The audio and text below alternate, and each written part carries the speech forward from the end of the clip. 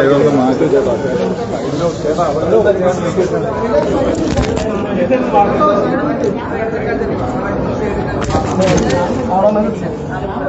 അതാ ചേച്ചി എവിടെയെങ്കിലും ഫോൺ വെച്ചിട്ട് പോവാണ്. ഞാൻ കണ്ടില്ലെങ്കിൽ എവിടെ വെച്ച് ഞാൻ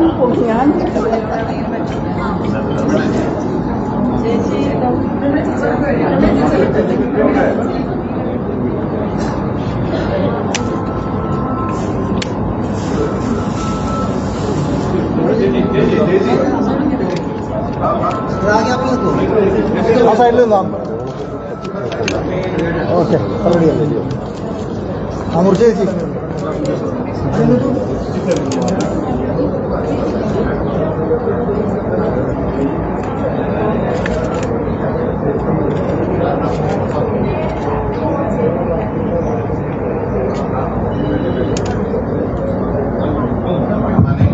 വൈറസ്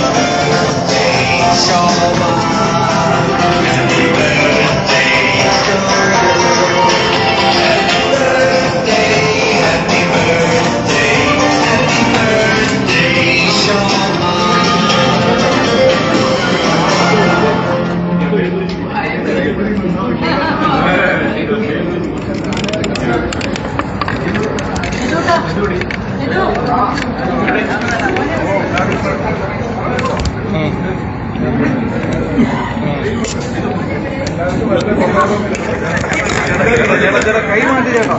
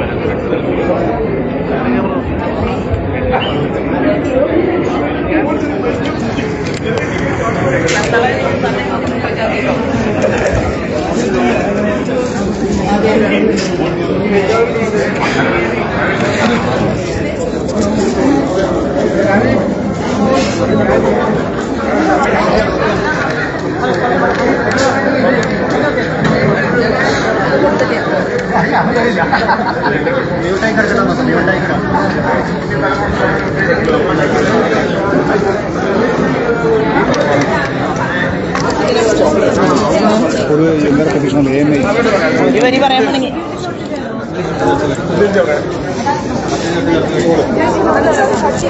പാലക്കാട് വരില്ല പറഞ്ഞു. ശോഭാ സുരേന്ദ്രന്റെ പിറന്നാളാണെന്ന് ഇവിടെ ഈ പ്രചാരണ തിരക്കിനിടയിലും പ്രവർത്തകർക്കൊപ്പമാണ് ഇപ്പോൾ ഇവിടെ പിറന്നാൾ ആഘോഷിച്ചത്. സാധാരണ പിറന്നാൾ അങ്ങനെ ആഘോഷിക്കുന്ന പതിവില്ല എന്നാണ് കേട്ടിരിക്കുന്നത്. ഇതിപ്പോ ഒരു പ്രവർത്തകരുടെ ഒരു സ്നേഹം ഈ തിരക്കിനിടയിൽ അല്ലേ? ഞാൻ പല തെരഞ്ഞെടുപ്പുകളിലും നമ്മൾ മത്സരിച്ചിട്ടുണ്ടല്ലോ. അപ്പോൾ ആ സമയത്ത് ഇതിനു മുൻപും ആ തെരഞ്ഞെടുപ്പ് സമയത്ത് ബർത്ത്ഡേ വരാറുള്ള സമയങ്ങളുണ്ടായിട്ടുണ്ട്. അപ്പോൾ ഞാൻ ഓർക്കുന്നത് കഴക്കൂട്ടം നിയോജകമണ്ഡലത്തിലാണെന്ന് തോന്നുന്നു. അവിടെ ഒരു മാലിന്യ നിർമ്മാർജ്ജന പ്രശ്നവുമായി ബന്ധപ്പെട്ടുകൊണ്ട് ഒരുപാട് ദിവസം നീണ്ടു നിന്ന ഒരു സമരം ഉണ്ടായിരുന്നു. അപ്പോൾ ആ സമരഭൂമിക്കരികിലൂടെ യാത്ര ചെയ്യുന്ന സമയത്താണ് അന്ന് അവിടുത്തെ പ്രവർത്തകന്മാർ ഒരു റോഡിൽ കേക്ക് മുറിച്ചുകൊണ്ട് ഇതുപോലെ എന്നോട് ആവശ്യപ്പെട്ടു, പേരെഴുതി. അവര് ചിന്തിക്കുകയാണ്. ഞാൻ സത്യത്തിൽ ഇന്ന് എനിക്ക് വിവിധങ്ങളായിട്ടുള്ള പ്രദേശങ്ങളിലെ പരിപാടി ഉണ്ടായിരുന്നു. ഞാൻ വളരെ വൈകിട്ടാണ് അറിഞ്ഞത്. സത്യത്തിൽ എന്നെ ആരും അറിയിച്ചിട്ടുണ്ടായിരുന്നില്ല. ഇങ്ങനെ ഒരു ഇത് എന്താ പറയാ, ഒരു പിറന്നാള് സർപ്രൈസ് ആയി പോയി. മാത്രമല്ല, ഞാനിപ്പോ ഇവിടെ നിൽക്കുന്നുണ്ടെങ്കിലും എനിക്ക് കേക്ക് മുറിക്കുകയും ആഘോഷങ്ങൾ നടത്തുകയും ചെയ്യുമ്പോൾ ഒരുപാട് എൻ്റെ കുട്ടികള് വളരെ ബുദ്ധിമുട്ട് അനുഭവിക്കുന്ന ആളുകള്, ഞാൻ തന്നെ എൻ്റെ മക്കളെ പോലെ തന്നെ ഞാൻ കൊണ്ടു നടക്കുന്ന ഒരു 100-100 വരുന്ന കുട്ടികളുണ്ട്. അപ്പൊ അവരാരും അറിഞ്ഞിട്ടില്ല.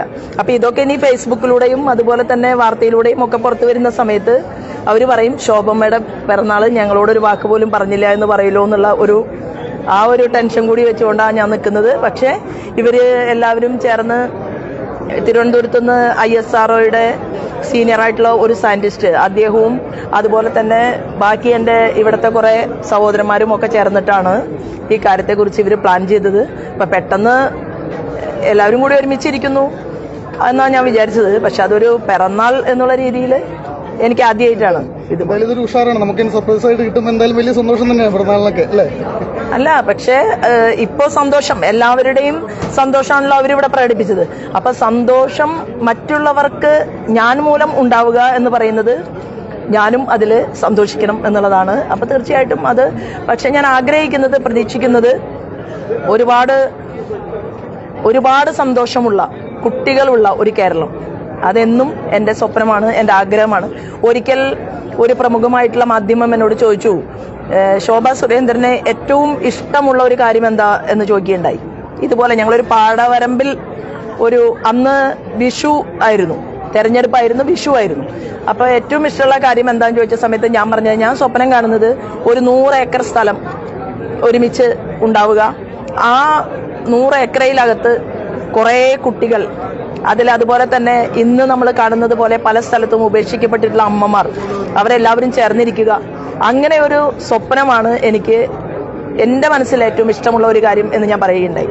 ഇന്നലെ ഞങ്ങൾ യാത്ര ചെയ്തുകൊണ്ടിരിക്കുമ്പോൾ ഒരു ചേച്ചി ഒരു പൊതി തന്നു. അപ്പൊ ഈ പൊതി വഴിയിൽ വെച്ച് തന്ന സമയത്ത് പറഞ്ഞു, പേടിക്കൊന്നും വേണ്ട, പൈസയൊന്നുമല്ല, ഇത് വീട്ടിൽ കൊണ്ടുപോയിക്കോളാൻ പറഞ്ഞു.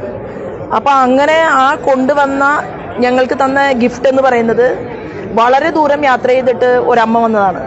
അപ്പൊ എൻ്റെ അളവിൽ എൻ്റെ ബ്ലൗസ് എന്നെ കണ്ടിട്ട് മാത്രം, അതായത് ഒരിക്കലും ഞാൻ എങ്ങനെയാണ് വസ്ത്രം ധരിക്കുന്നത് അല്ലെങ്കിൽ അത് കണ്ടിട്ട് ഒരു ബ്ലൗസ് സ്റ്റിച്ച് ചെയ്ത് ഒരു സാരിയും കൂടി എവിടെ നിന്നോ ഒരു അമ്മ കൊണ്ടുവന്ന് കാറിൽ തന്നു എന്നൊക്കെ പറയുമ്പോൾ അതൊക്കെ വളരെ ഒരു അത്ഭുതമായിട്ടാണ് എനിക്ക് തോന്നുന്നത്. ഇന്നാണ് മീനമാസത്തിൽ ഉത്രട്ടാതി എന്ന് പോലും അറിയുന്നത് ആ അമ്മ വന്നപ്പോഴാണ്. കാരണം തെരഞ്ഞെടുപ്പിന്റെ ചൂടിൽ ഇതൊന്നും ഓർമ്മയുണ്ടായിരുന്നില്ല. തെരഞ്ഞെടുപ്പ് ചൂട് തന്നെയാണ് പറയാനുള്ളത്. അപ്പൊ പാലക്കാട് ആദ്യം ഇറങ്ങിയത് ശോഭാ സുരേന്ദ്രനാണ്, മറ്റു 2 മുന്നണിയേക്കാളും. എങ്ങനെയുണ്ട് പ്രചാരണം? അല്ല, വളരെ കഠിനമായിട്ടുള്ള പ്രവർത്തനമാണ് ഞങ്ങൾ ചെയ്തുകൊണ്ടിരിക്കുന്നത്. ഒരു നിമിഷം പോലും ഇരിക്കാതെ മുഴുവൻ ആളുകൾക്കിടയിലേക്കും എത്തിക്കൊണ്ട്, കാരണം കാണണമെന്ന് കൂടുതൽ ആളുകൾ ആഗ്രഹിക്കുന്നുണ്ട്. അതുകൂടാതെ ഞങ്ങൾ ഈ തെരഞ്ഞെടുപ്പിൽ വിവിധ മേഖലകളിൽ പ്രവർത്തിക്കുന്ന ആളുകൾ, അവരുടെയൊക്കെ ചെറിയ ചെറിയ ടീമുകൾ രൂപീകരിച്ചുകൊണ്ട് അവർ നയം ഉണ്ടാക്കുകയാണ്. ഇപ്പോൾ എന്തായിരിക്കണം നമ്മുടെ കുട്ടികളുടെ ഭാവി എന്നതിനെ കുറിച്ച് ചിന്തിക്കുന്നത് ഞങ്ങൾ രാഷ്ട്രീയക്കാരല്ല, മറിച്ച് ആ വിദ്യാഭ്യാസ മേഖലയിൽ പ്രവർത്തിച്ചുകൊണ്ടിരിക്കുന്ന വിദ്യാഭ്യാസ വിചക്ഷണന്മാരെ ഇവിടേക്ക് അവരെത്തിയിട്ടുണ്ട്. അവരാണ് അതിനെക്കുറിച്ച് ചിന്തിക്കുന്നത്. ജലശക്തി മന്ത്രാലയവുമായി ബന്ധപ്പെട്ടുകൊണ്ട് പാലക്കാടിന്റെ ജലദൗർലഭ്യം അത് പരിഹരിക്കാൻ വേണ്ടിയിട്ടും ജലത്തിന്റെ സാന്ദ്രത അത് വർദ്ധിപ്പിക്കാൻ വേണ്ടിയിട്ടും എന്ത് ചെയ്യണം എന്ന് ചിന്തിക്കുന്നത് ആ മേഖലയിൽ റിസർച്ച് ചെയ്യുന്ന ആളുകളാണ്. അപ്പോൾ ഞങ്ങൾ പൊതുപ്രവർത്തകർ എല്ലാ സമയവും ജനങ്ങൾക്കിടയിൽ എത്തി പ്രവർത്തിക്കുക എന്നുള്ള ദൗത്യം ഞങ്ങൾ ഏറ്റെടുക്കുകയും കാർഷിക മേഖല മുതൽ ഇവിടുത്തെ വികസനത്തിന്റെ ഓരോ ചുവടുവയ്പ്പുകളും അറിവും പ്രാപ്തിയും ഞങ്ങളെക്കാൾ കൂടുതൽ എത്രയോ അറിവും പ്രാപ്തിയുമുള്ള ആളുകളുണ്ട്. അവരെയെല്ലാം ഇരുത്തി അവരുടെ വാക്കുകൾ ഉൾക്കൊണ്ടുകൊണ്ട് ഞങ്ങൾ വലിയ രീതിയിലായിരിക്കും ഒരു വികസന രേഖ ഈ പാലക്കാട് അവതരിപ്പിക്കുന്നത്. ചോദിക്കുന്നത് UDF സ്ഥാനാർത്ഥി ഒരു നടൻ രമേശ് പിഷാരടിയാണ്. അപ്പോൾ അദ്ദേഹം ഒരു ചലച്ചിത്ര രംഗത്തുള്ള ആളാണ്. അദ്ദേഹത്തിന്റെ ഒരു പോരാട്ടത്തെ പൊളിറ്റിക്കലായിട്ടാണോ കാണുന്നത്? അദ്ദേഹത്തിന്റെ വരവിനെ എങ്ങനെയാണ് കാണുന്നത്? അല്ല, ഞാൻ രാഷ്ട്രീയ പാർട്ടികൾ ഇങ്ങനെ വളരെ പെട്ടെന്ന്, അതായത് ഓരോ പ്രസ്ഥാനത്തിനും ആ പ്രസ്ഥാനത്തിൻ്റെതായിട്ടുള്ള അനുഭവജ്ഞാനമുണ്ട്, അതിൻ്റെതായിട്ടുള്ള കരുത്തുണ്ടാവും.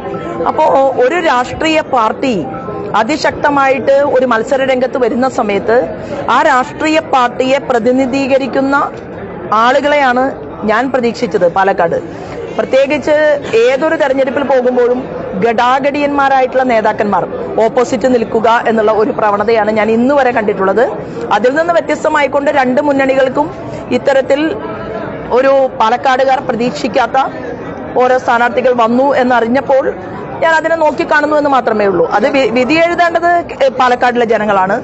ഞാൻ 3 പാർട്ടികളുടെയും പ്രവർത്തകന്മാർക്ക് വേണ്ടി കൂടിയാണ് കേരള നിയമസഭയിൽ പോകാൻ ആഗ്രഹിക്കുന്നത്. കാരണം ഇവിടെ രാഷ്ട്രീയം പറയാൻ രാഷ്ട്രീയത്തിന്റെ കരുത്തുള്ള അല്ലെങ്കിൽ രാഷ്ട്രീയത്തിന്റെ അനുഭവജ്ഞാനമുള്ള അവരുടെ സഹോദരി ഉണ്ടാകുമെന്നുള്ള ഒരു പ്രതീക്ഷ അവരുടെ മനസ്സിലുണ്ടാവും. ഈ 2 മുന്നണി സ്ഥാനാർത്ഥികളും ലൈറ്റായി പോയെന്നാണ് പറയുന്നത്. അല്ലെങ്കിൽ ഞാൻ പറഞ്ഞത് എപ്പോഴും എന്റെ രാഷ്ട്രീയ അനുഭവത്തിൽ, ഇതെന്റെ 10ാമത്തെ തെരഞ്ഞെടുപ്പാണ്, ആ രാഷ്ട്രീയ തെരഞ്ഞെടുപ്പിന്റെ ചൂടിൽ ഞാൻ കണ്ടിട്ടുള്ളത് വലിയ നേതാക്കന്മാർ. ഇപ്പൊ ഇവിടെ തന്നെ 2014 മത്സരിക്കാൻ വരുന്ന സമയത്ത് ശ്രീമാൻ വീരേന്ദ്രകുമാർ ആയിരുന്നു, ശ്രീ MB രാജേഷ് ആയിരുന്നു.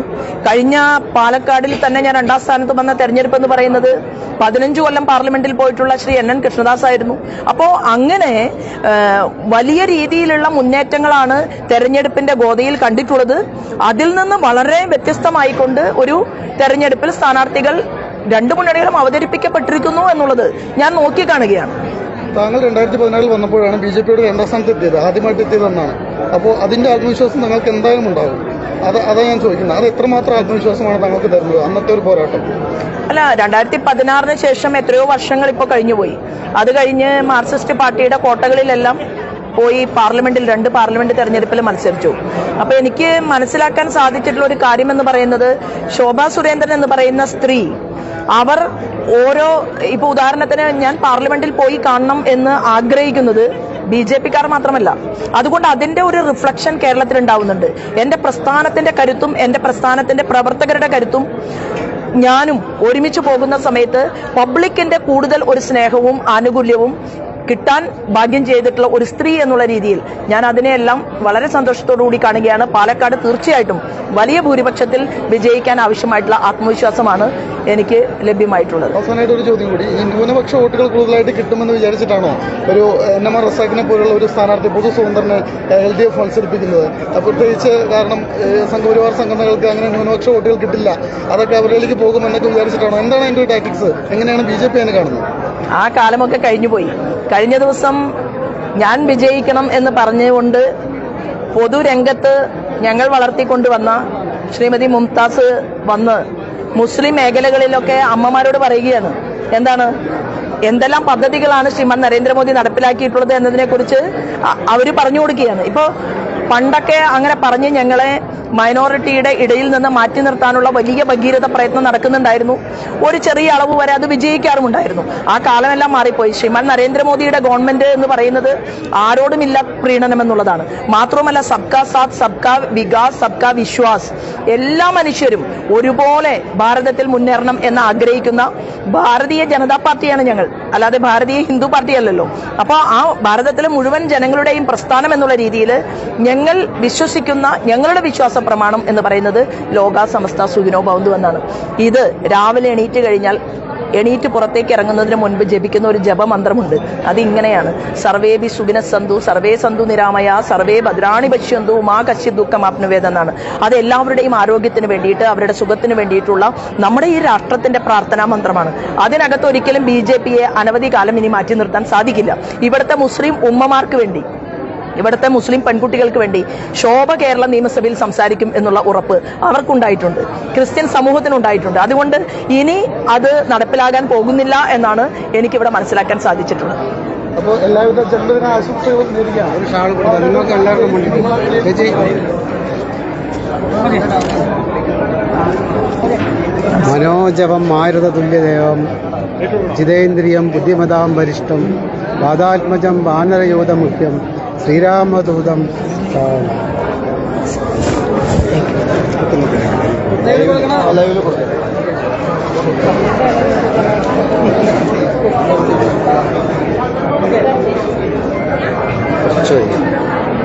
അവരെ കഴിക്കരുത്തായിരുന്നു. മറ്റേ തെരഞ്ഞെടുപ്പും സ്ഥാനാർത്ഥികളുടെ ജന്മദിനവും ഒരുമിച്ച് വന്നാൽ അത് അടുത്ത ഘട്ടത്തിലാണ് വായിച്ചിട്ട് പാലക്കാട് NDA സ്ഥാനാർത്ഥിയായ ശോഭാ സുരേന്ദ്രന്റെ ജന്മദിനമാണ്. ഇന്നിപ്പോൾ സഹപ്രവർത്തകരെ മറ്റ് പാർട്ടി പ്രവർത്തകരൊക്കെ ഒരുമിച്ചുകൊണ്ട് അവർക്ക് ഒരു സർപ്രൈസ് ആയിട്ട് ജന്മദിനത്തിന് ഒരു കേക്ക് മുറിക്കലൊക്കെ ഒരുക്കിയിരിക്കുകയാണ്. അങ്ങനെ ജന്മദിനം ആഘോഷിക്കുന്ന ഒരാളല്ലാതെ കേട്ടിരിക്കുന്നത്. ഇപ്പോൾ തെരഞ്ഞെടുപ്പിന്റെ ഒരു ഓട്ടത്തിലായിരിക്കും, അതിനിടയിൽ കൂടെയാണ് ഇങ്ങനെ ഒരു പരിപാടി സംഘടിപ്പിച്ചത്. എങ്ങനെ കാണുന്നു? അതിപ്പോ ഇന്നലെ ഒരു അമ്മ ഞങ്ങൾ യാത്ര ചെയ്തുകൊണ്ടിരിക്കുന്നതിനിടയിൽ വന്നു. അപ്പൊ അവര് ഒരു സാരിയും, എന്നെ അവര് കണ്ടിട്ടൊന്നുമില്ല ഇതിനു മുൻപ്, പക്ഷെ എൻ്റെ ഒരു ഏകദേശ എൻ്റെ ബ്ലൗസിന്റെ അടയാളവും ഒക്കെ നോക്കിയിട്ട് ഒരു ബ്ലൗസും തുന്നി കൊണ്ടുവന്ന് സാരിയും തന്ന് ഞങ്ങളെ വഴിയരികില് കണ്ട് യാത്ര പറഞ്ഞിട്ട് പോയി. അപ്പോഴാണ് ഞാൻ അറിയുന്നത് മീനമാസത്തിലെ ഉത്രട്ടാതി ഇന്നാണ് എന്ന്. അപ്പോൾ അതാരെങ്കിലും ഒക്കെ അറിഞ്ഞിട്ടുണ്ടാവും. പിന്നീട് ഇവിടെ വന്നിട്ടുള്ള പല പ്രദേശങ്ങളിൽ നിന്നും വന്ന ആളുകളുണ്ട്. ഇവിടുത്തെ എല്ലാവരും ചേർന്ന് ഇവര് എന്നോട് പോലും ആലോചിക്കാതെയാണ് ഇങ്ങനെ ഒരു പരിപാടി ഇവിടെ ചെയ്തത്. പക്ഷേ എപ്പോഴും പറയുന്നത് അന്നലക്ഷ്മിയും ധ്യാനലക്ഷ്മിയും അഷ്ടലക്ഷ്മിയും നമ്മുടെ അരികിലേക്ക് വരുന്ന സമയത്ത്, അത് പ്രത്യേകിച്ച് ഒരു തെരഞ്ഞെടുപ്പിന്റെ സമയത്ത് നിൽക്കുമ്പോൾ വേണ്ട എന്ന് പറയാൻ പാടില്ല എന്നാണ് പ്രമിള ചേച്ചി ഉൾപ്പെടെ ഇവിടെയുള്ള മുതിർന്ന എൻ്റെ ചേച്ചിമാരൊക്കെ പറഞ്ഞത്. അപ്പോൾ അതിൽ പിന്നെ ഒന്നുമില്ല, ഇപ്പൊ നടക്കുന്നു. എനിക്ക് അങ്ങനെ എപ്പോഴും ആഘോഷിക്കാറില്ല അല്ലേ? ആദ്യമായിട്ടാണ് ഞാൻ ഇങ്ങനെ ഒരു എന്താ പറയാ ഒരു പിറന്നാൾ ചടങ്ങില് ഞാൻ നിൽക്കുന്നത്. ഇതുപോലെ ഇതിനു മുൻപ് തെരഞ്ഞെടുപ്പ് സമയത്ത് ഒരു വിഷു വന്നിരുന്നു. ആ സമയത്ത് അന്ന് വിഷു കൈനീട്ടം തരാൻ വേണ്ടിയിട്ട് ആളുകൾ ആറ്റിങ്ങൽ പാർലമെന്റ് തെരഞ്ഞെടുപ്പിലാണ് എന്നാണ് എനിക്ക് തോന്നുന്നത്. മറ്റൊന്ന് ഒരു വലിയ സമരം നടക്കുന്ന ഒരു സമരഭൂമിയിലായിരുന്നു. അപ്പൊ ഞങ്ങൾ ഉച്ചയ്ക്ക് 3 മണിയായി അവിടെ എത്തുമ്പോൾ. അന്ന് പിറന്നാളായിരുന്നു. പക്ഷെ അന്ന് അവരുടെ കൂടെ ഇരുന്നിട്ടാണ് കഴിച്ചത്. പക്ഷെ കഴിച്ചു കഴിഞ്ഞിട്ട് ഞാൻ പറഞ്ഞു ഇന്ന് എൻ്റെ പിറന്നാളായിരുന്നു എന്ന് ഞാൻ പറയണ്ടായി. പിന്നെ അത് കഴിഞ്ഞ് തിരിച്ച് ഞങ്ങൾ ഇറങ്ങി വരുന്ന വഴിയിലൊക്കെ 2-3 സ്ഥലങ്ങളിൽ കേക്കുമായിട്ട് ആൾക്കാർ കാത്തു നിന്നു. അപ്പോൾ ഇത് ഒരു വിധി ഇങ്ങനെ ഉണ്ടായിരിക്കും, സന്തോഷകരമായിട്ടുള്ള. പെട്ടെന്ന് എല്ലാവരും ഇങ്ങനെ ചുറ്റും കൂടി ഈ ഒരു ജന്മദിനാശംസകളൊക്കെ അറിയിച്ചപ്പോൾ ശരിക്കും വലിയ സന്തോഷമായി. അല്ല, ഇതിൽ എനിക്കിപ്പോ വലിയ വേദന എന്ന് പറയാൻ പാടില്ല. പക്ഷെ എനിക്കൊരു ആശങ്ക എന്താണെന്ന് അറിയുമോ? ചില ആളുകളൊക്കെ വന്നു, ചില ആളുകളെയൊന്നും വിളിക്കാൻ പറ്റിയിട്ടില്ല. അപ്പൊ ഇതിന്റെ സംഘാടകർക്ക് ആരെ വിളിക്കണം ആരെ വിളിക്കണ്ട എന്നറിയില്ല. കാരണം അവര് BJP-യിൽ പ്രവർത്തിക്കുന്ന ആളുകളല്ല.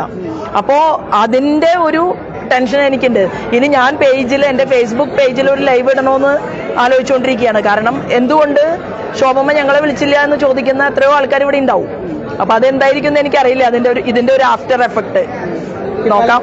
പ്രചാരണം വലിയ രീതിയിൽ പോവുകയാണ്. ഇപ്പൊ എങ്ങനെയുണ്ട് പാലക്കാട്ടെ വോട്ടർമാരുടെ ഭാഗത്തുനിന്നുള്ള ഒരു പ്രതികരണം എങ്ങനെയുണ്ട്?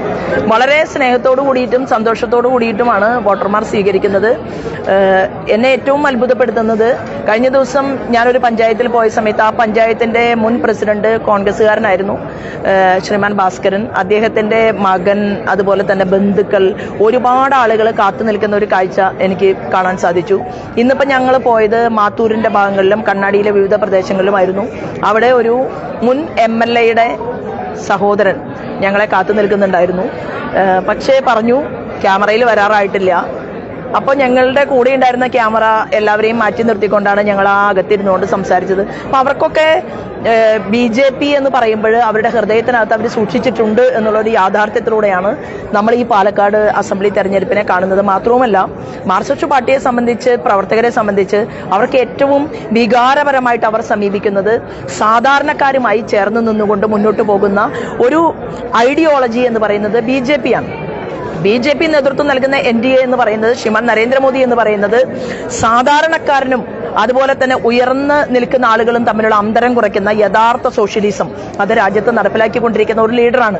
അങ്ങനെയുള്ള ഒരു ലീഡർ എപ്പോഴും പദ്ധതികൾ പ്രഖ്യാപിക്കുന്നത് പാവപ്പെട്ടവർക്ക് മുൻഗണന നൽകിക്കൊണ്ടാണ് എന്നുള്ളത് കൊണ്ട് തന്നെ ആ യാഥാർത്ഥ്യങ്ങളെല്ലാം തിരിച്ചറിഞ്ഞുകൊണ്ട് മാർക്സിസ്റ്റ് പാർട്ടിയിലെ പ്രവർത്തകരും അതുപോലെ തന്നെ കോൺഗ്രസിലെ വികസനം ആഗ്രഹിക്കുന്ന ആളുകളും 70 വർഷത്തെ ആയുസ്സാണ് പാലക്കാട് നിയോജക മണ്ഡലത്തിന് നഷ്ടപ്പെട്ടിട്ടുള്ളത്. 40 വർഷക്കാലം ഇവിടെ പ്രതിനിധീകരിച്ചത് 40 വർഷത്തിലധികം പ്രതിനിധീകരിച്ചത് ഇവിടുത്തെ കോൺഗ്രസ് ആയിരുന്നു ഈ മണ്ഡലമെങ്കിൽ ഏതാണ്ട് ഒരു 20 വർഷത്തിലധികം ഇവിടെ മാർക്സിസ്റ്റ് പാർട്ടിയുടെ MLA-മാർ ഉണ്ടായിട്ടുണ്ട്. കേരളത്തെ സംബന്ധിച്ച് പറഞ്ഞാലും 40-30 എന്നുള്ള രീതിയിൽ അത്രയും വർഷങ്ങൾ കേരള ഭരണകൂടത്തിന് 2 മുന്നണികളും നേതൃത്വം നൽകിയിട്ടുണ്ട്. അങ്ങനെയുള്ള ഒരു കേരളത്തിൽ ഇനി വികസനത്തിന് വേണ്ടി അവർക്ക് തന്നെ വോട്ട് കൊടുക്കാൻ മാത്രം കാര്യങ്ങൾ മനസ്സിലാക്കാത്ത ആളുകളല്ല ഈ പാലക്കാടിലെ ഈ നിയോജക മണ്ഡലത്തിലെ ജനങ്ങൾ എന്ന് ഞങ്ങൾക്ക് ബോധ്യമായിട്ടുണ്ട്. ഞങ്ങൾ എല്ലാ വീടുകളിലേക്കും കയറി ചെന്നുകൊണ്ട് അവരുടെ അരികിലിരിക്കുമ്പോൾ ഞാൻ അവരോട് പറയുന്ന ഒരു കാര്യം എന്ന് പറയുന്നത്, കേരള നിയമസഭയിൽ എന്തായാലും ഇടതുപക്ഷ ജനാധിപത്യ മുന്നണിയിൽ അതിശക്തമായി പ്രവർത്തിച്ച സ്ത്രീകൾക്ക് പോലും സീറ്റ് നൽകിയിട്ടില്ല. ഞങ്ങൾ ആദ്യത്തെ ലിസ്റ്റിൽ തന്നെ 6ഓളം സ്ത്രീകൾക്ക് പ്രാതിനിധ്യം കൊടുത്തിട്ടുണ്ട്. അപ്പോൾ കേരള നിയമസഭയിൽ ഈ മുഴുവൻ പാർട്ടിക്കകത്തും ചിന്തിക്കുന്ന അമ്മമാർക്ക് വേണ്ടിയിട്ട് ശോഭ പോയാൽ പോരെ എന്നുള്ളൊരു ചോദ്യം ഞാൻ ചോദിക്കുന്നുണ്ട്. ഞാൻ പോട്ടെ എന്ന് ചോദിക്കുന്നുണ്ട്. അത് അവർ ഹൃദയപൂർവ്വം സ്വീകരിക്കും എന്നാണ് ഞാൻ മനസ്സിലാക്കുന്നത്. ഈ ജന്മദിന ദിവസം പാലക്കാട് വോട്ടർമാരോട് എന്താണ് പറയാനുള്ളത്? അതായത് പാലക്കാടിന്റെ വികസനം സംബന്ധിച്ച് മറ്റൊക്കെ ഇവിടുത്തെ പാലക്കാടിനോട് എനിക്ക് പറയാനുള്ളത്, എത്രയോ വീടുകളിൽ ഒരു പുതിയ ഉടുപ്പില്ലാതെ അല്ലെങ്കിൽ ഒരു പിറന്നാൾ കടന്നു പോകുമ്പോഴും ഒരു വസ്ത്രം വാങ്ങാൻ ഗതിയില്ലാതെ 3 നേരവും ഭക്ഷണം കഴിക്കാൻ ഗതിയില്ലാത്ത ആ ഒരു ബാല്യവും കൗമാരവും യൗവനവും കടന്നു പോകുന്ന ഒരുപാട് ആളുകൾ ഇന്നും പാലക്കാട് നിയോജക മണ്ഡലത്തിനകത്തുണ്ട്, പാലക്കാട് ജില്ലയ്ക്കകത്തുണ്ട്, കേരളത്തിനകത്തുണ്ട്. അപ്പോൾ എനിക്ക് പറയാനുള്ളത്, അങ്ങനെ ആരുമില്ലാത്ത ഒരു കേരളം, അതായത് ജീവിക്കാൻ സ്വത്വബോധത്തിൽ ഊന്നി നിന്നുകൊണ്ട് മുന്നോട്ട് പോകാൻ സാധിക്കുന്ന ജനങ്ങൾ സ്വയം പര്യാപ്തരാകുന്ന ഒരു കേരളത്തെയാണ് ഞാൻ സ്വപ്നം കാണുന്നത്. അതിനു വേണ്ടിയിട്ട് ഇനിയും ഒരുപാട് പ്രവർത്തിക്കാൻ തയ്യാറാണ് എന്നാണ് എനിക്ക് പാലക്കാടിലെ ജനങ്ങളോട് പറയാനുള്ളത്. അതിലും അടുത്ത ജന്മദിനം പാലക്കാട്ടെ MLA ആയിട്ട് ഈ വോട്ടർമാർക്കൊപ്പം ഈ ജനങ്ങൾക്കൊപ്പം ആഘോഷിക്കാൻ സർവേശ്വരൻ അനുഗ്രഹിക്കട്ടെ. ജനം ടിവിയുടെ ഭാഗത്തു നിന്നും എല്ലാവിധ ജന്മദിന ആശംസകൾ അറിയിക്കാം. മണ്ഡലം ടീം ഒരു ഉപഹാരം കൂടി പാലക്കാട് MLA ആയി ഞങ്ങളുടെയൊക്കെ MLA ആയിട്ട് ചെയർമാൻ അതുപോലെ തന്നെ നഗരസഭാ ചെയർപേഴ്സൺ ഉൾപ്പെടെയുള്ള ആളുകളൊക്കെ ഈ ഒരു ജന്മദിനത്തിന്റെ ആഘോഷത്തിന്റെ ഭാഗമായിട്ട് താങ്ക് യു. ഇരിക്കോട്ടോ, കൈ കഴിയിട്ട് എല്ലാവരും പത്രക്കാരെ പറഞ്ഞു. ഇതൊക്കെ ആരുടെയാ മൈക്കുകള്?